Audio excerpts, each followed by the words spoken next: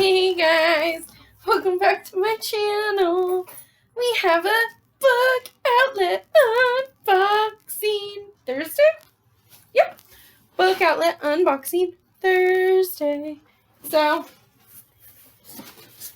I really love book outlet unboxing days. I don't know if you guys do. I hope you do, but I love them because I initially go on to book outlet to find a specific book or specific books, and then half the time they don't have the books I was originally looking for, so then I somehow end up on the clearance section, and then I get a cart full of books and buy them.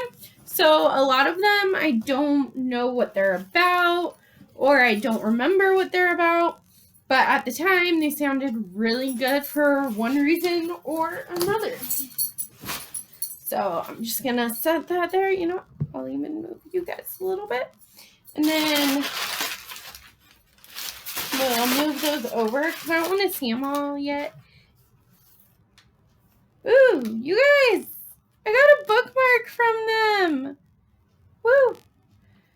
Hold on, let's see. Hold on, let's see if I fixed the light, if you can see it. There we go. And then on this side, there's a $4 off coupon. Whoop, whoop. That's pretty cool. I love that. And I'm almost up to 100 points, which, if you don't know, once you get 100 points at Book Outlet, then you get $5 off your order. So that's really cool. All right. Let's just grab this first book. City 1 by Greg Rosenblum. A Revolution 19 novel. Uh-oh, I think that means it's part of a series. Okay. All I knew about this book was that it's a dystopian future where robots kind of took over the world. And sounded cool. But I'm not sure a Revolution 19 novel. Okay, if you've ever read Revolution 19, can you tell me if this is part of the series, if it's a companion novel, or what? Because there's a chance I won't be able to read this right away. I was pretty excited for a dystopian robot thing, too. That's okay. We'll just move on, I guess. I gotta figure that out now. So leave in the comments down below if you've read City 1 and if it's part of a series or if you know anything about it. Please help a girl out. Then this is Case Closed, Mystery in the Mansion by Lauren Magnizer. And I picked this one because it's like a build your own adventure type book. Pick your path, crack the case. So this is Carlos, his brother Frank, and his best friend Eliza. He has to crack the case for his mom's detective service because she's really sick. So her company is going bankrupt and she's really sick, so she was going to call off, but she had to start a new case today, so instead Caesar took it, and then it's got like different choices, and based on those choices you go to different pages. And I've seen these kind of build your own adventure books before, and I think they're super cool, and I don't think I've ever read one before. If I have, it was probably many years ago when I was a kid, you know, because I'm not a kid anymore. Then this is Breathing Underwater by Alex Flynn. He promised he wouldn't hurt her. Was his anger bigger than his word? So this is a different cover than I remember, but that's okay. This is about, what's that guy's name? Okay, so Nick. is in anger management for beating up his girlfriend, Caitlin. And his therapist told him to start writing in a journal. So most of this is in journal format from the perspective of Nick, although there are maybe. It looks like it's all journal entries, and I absolutely love those kind of books, so I'm super excited. And let me be real with you for a minute. Actually, I'm always real with you, but I love books that have to deal with abuse and things like that. Not because I'm demented or anything, but because those type of books really wreck my soul. And I love getting my heart broken and trampled over. And I can't wait for it as I start to cry. But no, I really do love those kind of books that make you think and see from a different perspective, and from that just like really are soul crushing. I don't know why, but I love the soul crushing books. They're my favorites. Ugh. Okay. Then, here's a big book. Okay, so this was actually one that I searched for and one that they had. So it's a little bit older. I think like 10 or 15 years. I honestly don't know. Let's see. 2004. So it's almost 20. It's only like 16 years old. But I love the movie adaptation of P.S. I Love You by Cecilia Ahern. I hope that's how you pronounce it. If not, I completely apologize. But it's basically about Holly, who her husband Jerry dies of cancer, and I think 3 months later, it's been a while since I've seen the movie, so several months later, she starts receiving letters from Jerry after he passed away that basically sends her on a scavenger hunt to move on with her life and experience life, even though her husband is no longer in here. You know, he passed away, and he basically tells her how much he loves her and that he doesn't want her to spend her entire life being sad that he's gone and feeling sorry for herself. So he sends her on this adventure scavenger hunt type of thing, and she gets all these sets of letters, and it was such a heartbreaking movie. It was such a good movie, and I cried my eyes out. So I'm expecting to cry my eyes out during the book, and the book is usually always better than the movie. So hopefully that's true, because I absolutely adored that movie. Alright, and then Finding You by Alida Albono. And all that I know about this, okay, Isla. I'm going to say Isla was kidnapped in broad daylight on the train platform. And that is all that I know. All I know is kidnapping. Yep, I love kidnapping stuff too.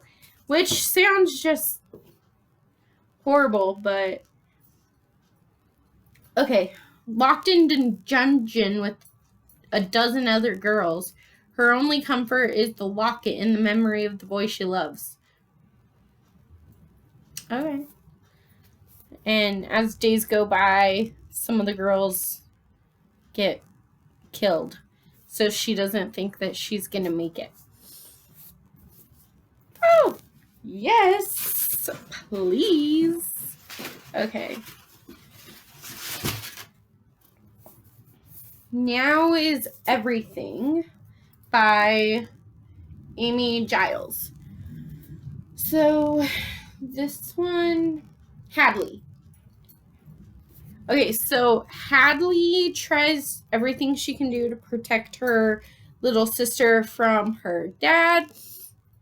Her dad is abusive, and from the outside, their lives look perfect, but from the inside, there's abuse and sadness. And then I believe that Hadley and her sister end up running away to get away from her dad.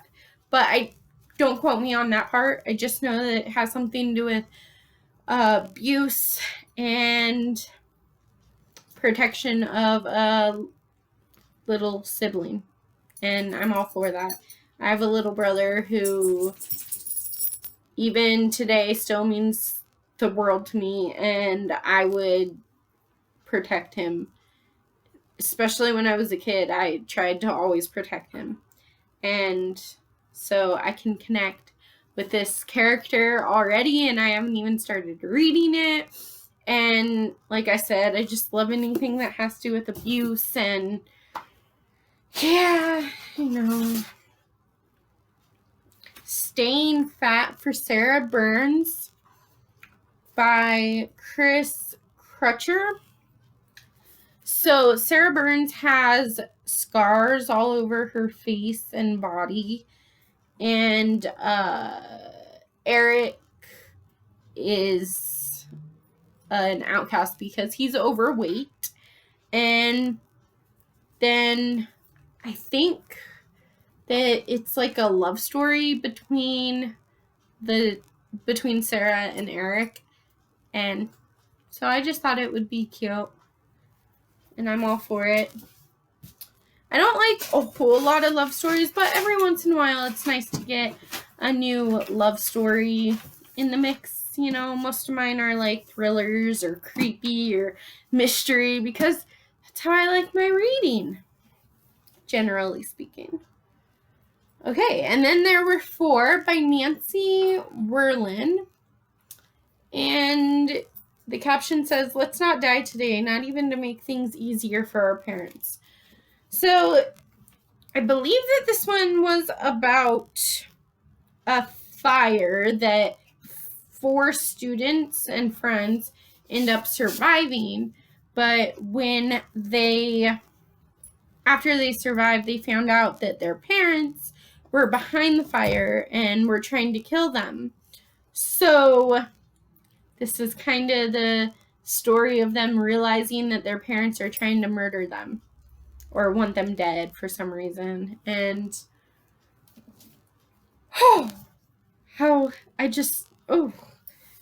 hi, Jellybean. So this is Jellybean. He's in a lot of my videos because he's jealous. So if you're not paying attention to him, then he'll come up and he wants attention. Then there is The Outliers by Kimberly McWright.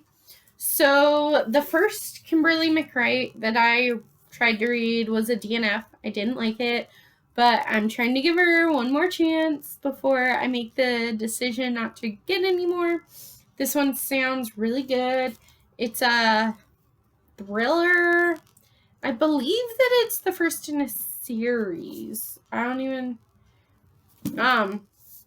think that what happens is that Wiley and her best friend Cassie, they haven't talked in a long time, or in like a week. They were fighting last time they talked, and now they're kind of just on the, whatever, we're not talking anymore right now type of thing. But Wiley ends up texting her Cassie saying, "Oh, please help me, please help me." And then it's kind of like a scavenger hunt to find the missing girl. And instead of going by herself, Cassie wants Wiley and the guy that she used to like, Jasper. She gets them to work together to find her. So I'm intrigued. That can't be a trilogy, can it? If you've read this before, put in the comments down below if it's a trilogy or not. I thought it was, but I don't know for sure. Alright. Spare and Found Parts by Sarah Marie Griffin. We are all more than the sum of our parts. So this book is like a dystopian future type book where everyone is missing limbs, and this I don't know her name, but the girl in this book okay, yeah, I don't know her name, but the girl in this book, her father invented spare parts. So like some people have an arm that he created for them and everything like that, but she's the only person in the world that has a fake heart from that her dad made her. And I believe that this is like a love story between the girl and someone else in this book. You're not finished yet, are you? Neil whispered. It's okay, neither am I. That's all it says. So, I don't know a whole lot about it, but I was intrigued enough to buy it. And then look, if you can see, like, all the lamp, the fire extinguisher, tennis racket, a golf club, shovel, all different kinds of cool stuff on the cover. And then we've got, another romance. So Kissing Max Holden by Katie Upperman. Says Kissing Max Holden was a terrible idea. I think her name is Jilly. Jilly and Max are neighbors, and her dad doesn't want them together. So it's kind of like a forbidden love story, teenage love kind of thing. I was intrigued, so I had to get it. Typically, I'm not big on romances, but I thought I'd give it a try. You know, I like murder, mystery, thrillers, and dystopians. Those are definitely my thing. And I'm starting to get into fantasy. What did you just say, Alida? Fantasy? I know. It surprised me too. Mind blown. Alright. The next one is Hell World by Tom Levin. So I believe this is kind of like a dystopian future of after demons take over the world. And just sounded really good. Demons taking over. I don't know much more about it. Sorry. You guys know that I don't know a lot about my books. Let's see. There's still... Okay, let's get this one. One choice can change everything. Oh, Me and Me by Alice Kirpis. So, this one is about... Oh, what is her name? Lark. Lark goes on a date with Alec, and she takes her old babysitting client with her. And they go sailing, and then both Alex and Annabelle fall off the boat. And Lark can either save Alex, her date, or the kid she used to babysit, Annabelle. And this story is her two options and what happens if she does like parallel universes for parallel choices. And I've never read a book set up like that, and it just really intrigued me. So, Me and Me. And then Okay. This one is Nightfall by Jake Harplin and Peter Kowalski. And this is about a town that had 14 years of sunlight. And now it is nighttime, pure darkness. And it's supposed to last for 14 years because of some kind of curse that they're under. And I just was intrigued. So I got it.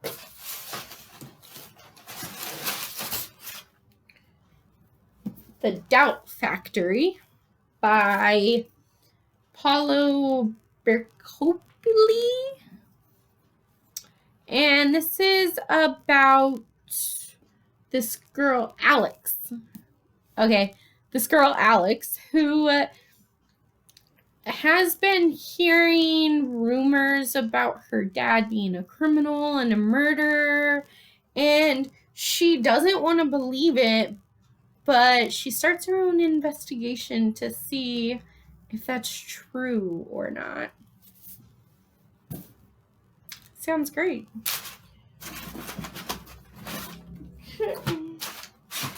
Sorry, that was the receipt. I forgot to take it out earlier. Oh no, that's our last one.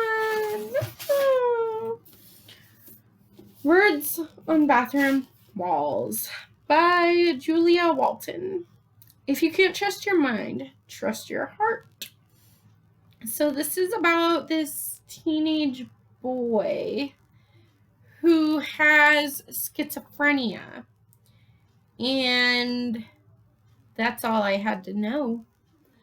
The important thing about having a problem is knowing that it's real. My problem, I'm schizophrenic, and Maya might find out. So I'm thinking it's like a love story between the boy who has schizophrenia and Maya, and she doesn't know about it, and maybe she finds out.